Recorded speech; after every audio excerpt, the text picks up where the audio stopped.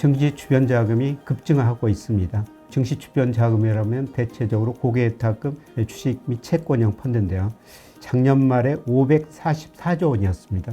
그런데 4월 들어서 보니까 700조 원이 넘어섰습니다. 주가가 상승하다 보니까 수익증권, 특히 주식형 펀드, 고객예탁금이 급증하고 있다는 것입니다.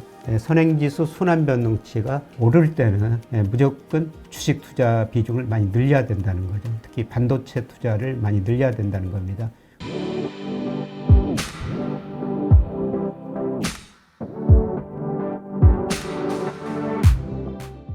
여러분 안녕하십니까? 최근 여러 가지 경제 지표가 발표됐고요. 유동성 매일매일 발표됩니다. 최근에 경기를 진단해보고 유동성을 판단해보고요. 앞으로 코스피도 같이 전망해 보겠습니다. 우선 주식시장을 볼 때 선행지수 순환변동치를 꼭 보시자 늘 이런 말씀을 드렸습니다.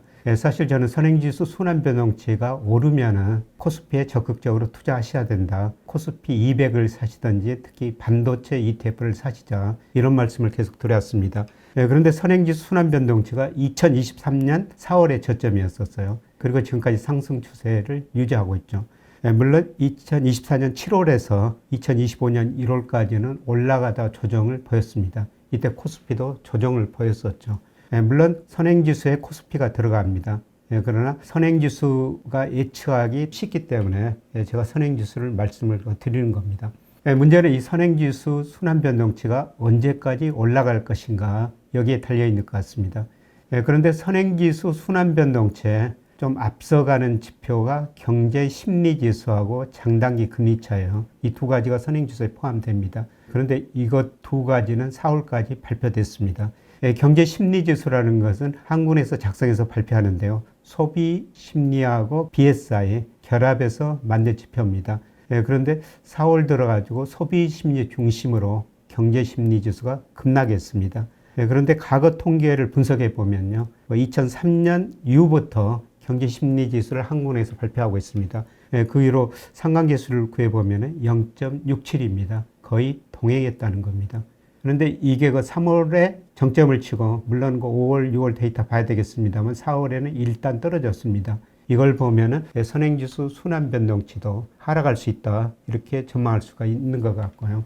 그 다음에 가장 중요한 게 장단기 금리차죠. 늘 여러분한테 금리만 공부하면은 경제 공부 다 했다 이런 말씀을 드립니다. 경기 가지고 미래의 경제 성장률, 선행지수도 예측할 수가 있다는 것입니다. 그래서 최근 10년 정도 선행지수 순환변동치하고 장단기 금리차, 여기서 장단기 금리차는 쓰는 분에 따라 다를 수가 있습니다. 저는 10년하고 1년 차이를 장단기 금리차로 정의하는데요. 왜냐하면 이게 선행지수를 가장 잘 설명해 주기 때문입니다. 지난 2월을 정점으로 3월에도 떨어졌고 4월에도 떨어졌어요.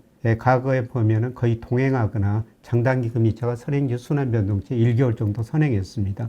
그런데 이게 떨어진 걸 보니까 앞으로 선행지수 순환변동치도 하락할 수 있다. 그런데 제가 확신하지 못한 이유는 장단기 금리차가 같이 하락하면서 격차가 축소될 때는 분명히 경기 수축 국면을 예고해 줍니다. 그러나 4월까지는 장단기 금리차 축소됐습니다. 같이 올랐어요. 그런데 저는 하반기 들어서는 국제 유가 상승에 따라 가지고 아마 경제 성장률이 올 4분기 내년에는 많이 낮아질 것 같습니다.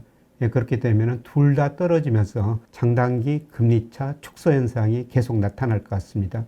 그렇게 보면 선행지수 순환변동치도 떨어질 수 있다 이렇게 볼 수가 있는 거죠. 우리 경제에 가장 큰 영향을 미치는 게 수출입니다. 수출이 우리 GDP의 40%를 차지하고 있기 때문이죠. 그런데 지난 4월 수출이 아주 좋습니다. 전년 동기 대비 48% 증가했어요. 물론 증가율 측면에서 보면은 3월 49.2%보다 증가세는 좀 둔화됐습니다. 저는 월별로 보면은 지난 3월 49.2%가 정점이 아니었을까 이렇게 생각합니다. 그리고 일평균 수출이 코스피하고 상관계수가 0.9이다. 이런 말씀을 드립니다만 일평균 수출 금액 보니까요. 4월에 35억 8천만 달러였습니다. 제가 36억 달러 안팎일 것이다. 모델을 통해 가지고 이렇게 말씀을 드렸습니다만 거의 비슷하게 나왔습니다. 약간 낮게 나왔는데요. 그런데 중요한 거는 3월에 비해서 일평균 수출 금액이 줄어들었다는 겁니다. 3월에 37억 7천만 달러였습니다. 여전히 반도체 수출이 잘 되고 있습니다. 반도체 수출이 4월에 전년 동기 대비 무려 173.5%나 증가했습니다. 그래서 반도체가 수출 증가율을 주도하고 있고요. 그 다음에 모처럼 석유 제품이 40% 증가했는데요. 국제 유가가 오르다 보니까 석유 제품 가격도 올라가지고 물량보다는 가격 효과가 나타난 것 같습니다. 반도체 수출 비중이 1월에서 4월까지 36%입니다. 역사상 최고치 기록했고요. 4월 한 달만 보면 37%로 비중이 더 높아졌습니다. 반도체가 수출이 잘 되고 있다. 그래서 전체 수출이 증가하고 있다. 이렇게 볼 수가 있습니다. 그래서 반도체 수출하고 반도체 재수출을 나누어서 한번 구분해 봤습니다. 수출은 월별로 변동성이 좀 심하기 때문에요. 여기서는 3개월 이동 평균을 쓴 겁니다. 반도체 수출은 1990년 이후 가장 높은 증가세를 보이고 있습니다. 그런데 반도체를 제한 수출은 최근 3개월 이동 평균이 12%입니다. 과거 수출이 좋을 때 이것보다 훨씬 더 증가했습니다. 반도체를 제한 수출은 상대적으로 부진하다, 이런 말씀을 드릴 수가 있습니다. 문제는 이 수출 증가세가 얼마까지 더 유지되느냐, 여기에 문제가 있는 것 같습니다. 장단기 금리차 가지고 선행지수를 전망했습니다. 장단기 금리차가 우리 수출 증가율에도 최근 거의 10년 통계 구해보면 장단기 금리차가 선행을 합니다. 장단기 금리차가 축소되면 수출 증가율도 둔화됐다는 겁니다. 아까 3월이 정점일 가능성이 높다, 이렇게 말씀을 드렸죠. 그래서 장단기 금리차를 보면 앞으로 3개월 이동평균 수출 증가율도 조만간 떨어질 것 같고요. 반도체 수출도 4월에 전년 동기 대비 174% 증가했었습니다. 아마 5월부터는 이 증가율도 서서히 좀 낮아질 것 같습니다. 물론 규모 자체는 계속 증가할 거예요. 4월 반도체 수출이 319억 달러였습니다만 아마 12월에는 400억 달러 안팎일 것 같습니다. 금액은 증가하는데 증가율 측면에서는 아마 4월이 정점일 가능성이 높다고 보고 있습니다. 모멘텀은 좀 둔화되고 있다. 참고로 유동성이 많이 증가했어요. 한국은행에서 작년 12월에 구M2랑 신M2를 나눠서 과거 통계를 2005년부터 작성하고 있습니다. 어떤 차이가 있냐면 구M2는 수익증권까지 포함한 거예요. 최근에 통화 증가율이 높다 이런 이야기를 하니까 한국은행이 수익증권을 제해버리고 신M2를 구한 겁니다. 신M2는 구M2에서 수익증권을 빼버린 거죠. 그런데 최근에 보면은 이 격차가 굉장히 커지고 있어요. 그래서 최근 1년 동안 보니까 신M2 증가율은 4.5%, 수익증권 뺀 겁니다. 구M2 증가율은 7.6%고요. 그 다음에 올 2월 통계 보니까 더 확대됐죠. 신M2 전년 동기 대비 4.9%, 구M2는 9.1%, 굉장히 차이가 커지고 있습니다. 그만큼 실물적으로는 돈이 덜 들어가고 주식시장으로 돈이 많이 들어오고 있다는 겁니다. 그래서 과거 통계 보면요, 구M2를 신M2로 나눈 비율, 이게 증가할 때 코스피도 올랐었죠. 거꾸로 수익증권이 많이 증가했다는 겁니다. 최근에 보면 구M2, 신M2 비율이 굉장히 빠른 속도로 증가했습니다. 그래서 주가가 상승하다 보니까 수익증권이 많이 늘어나고 있다는 것입니다. 그런데 신M2는 수익증권을 뺀 거라고 보고 있는데요. PC방 형식이라고 그러죠. 장기적으로 통화 증가율, M2 증가율은 명목 GDP 성장률하고 같아야 된다. 물론 이 차이가 유통속도 변화율입니다. 그런데 우리나라 보면요, 신M2나 구M2 장기적으로 명목 GDP 성장률보다 더 높았습니다.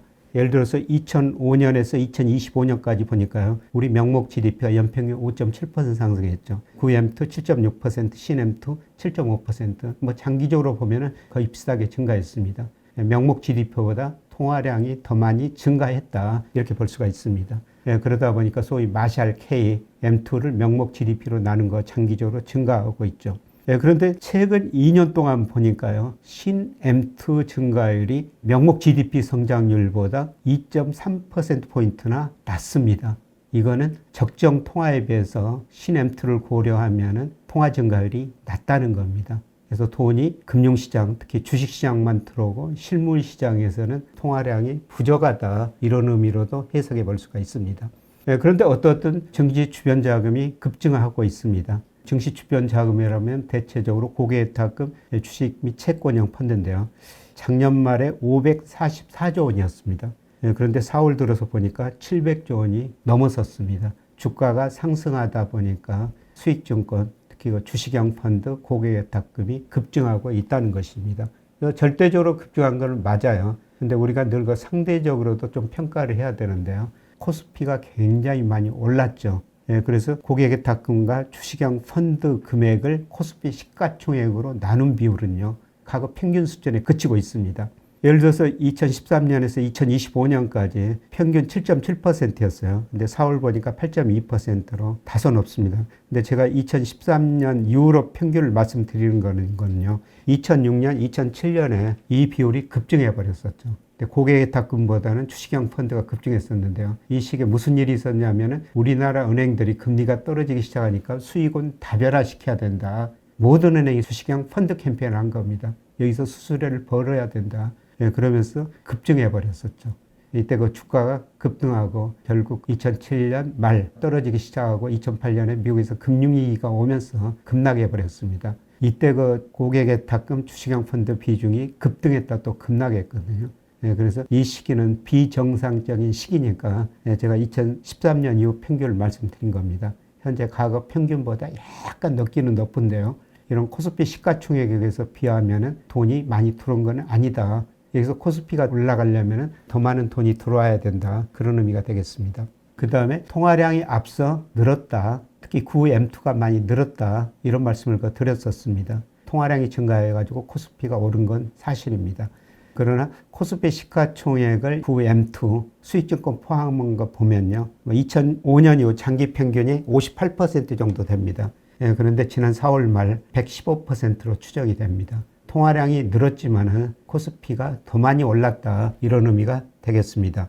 예, 그리고 제가 월별로는 일평균 수출 금액 가지고 코스피를 평가하죠. 예, 두 변수 상관계수가 0.9이나 됩니다. 그래서 이게 가대평가가 지나치면은 좀 리스크 관리를 하십시오. 그 다음에 가소평가되면은 주식 비중을 적극적으로 늘리십시오. 이런 말씀을 드립니다.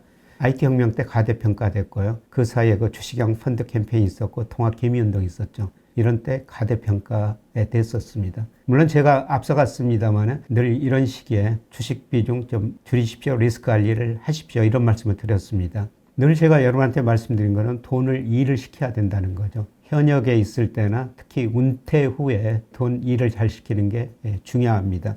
그래서 제가 선행지수 순환변동치를 기준으로 해가지고요. 선행지수 순환변동치가 오를 때는 무조건 주식 투자 비중을 많이 늘려야 된다는 거죠. 특히 반도체 투자를 많이 늘려야 된다는 겁니다.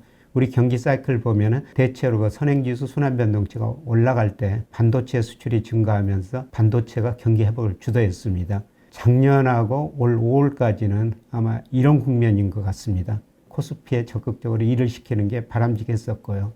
그런데 제가 6월 이후로는 선행지수 순환변동치가 둔화될 것이다. 이제 주식에다는 조금 덜 일을 시켜야 된다는 겁니다. 선행지수 순환변동치가 하락할 때는 코스피도 조정 보이고 시장금리도 하락했습니다. 앞으로 좀 지켜봐야 될 것 같습니다. 제 모델이 맞을지 확인되려면은 7월 초 가야지 확인이 될 겁니다. 앞으로 몇 달이 남아 있는데요. 그 사이 계속 여러 가지 전망이 나올 것 같습니다. 7월 말 가면은 6월 그 선행지수 순환변동치가 발표가 되거든요. 그때 가면은 좀 확인이 될 텐데, 이런 의미에서 제가 올 6월 하반기 특히 선행지수 순환변동치 한번 떨어지면은 최소한 1년은 떨어지거든요. 이때 그 주식 비중을 좀 축소하시고요. 채권 비중을 늘리시는 게 좋지 않을까 이렇게 생각합니다. 이런 의미에서 제가 분기별로 자산 배분을 말씀을 드리는데요. 2분기 중반 이후 하반기 내년 상반기까지는 주식을 안정성이 높은 거, 배당이 높은 거, 가치 중심으로 투자하시고요. 채권 비중을 다소 늘리는 게 바람직한 그 자산 배분이 아닌가 이렇게 생각하고 있습니다. 여러분도 장단기 금리차 계속 추적해 보시고요. OECD 선행지수가 우리 통계청 국가 데이터 저보다 한 20여일 빨리 발표하거든요. 그래서 OECD 한국 선행지수도 당장 이번 주 5월 7일 날 4월 걸 발표됩니다. 꼭 보시기 바랍니다. 참고하셔서 자산 배분 해 주시기 바랍니다. 고맙습니다.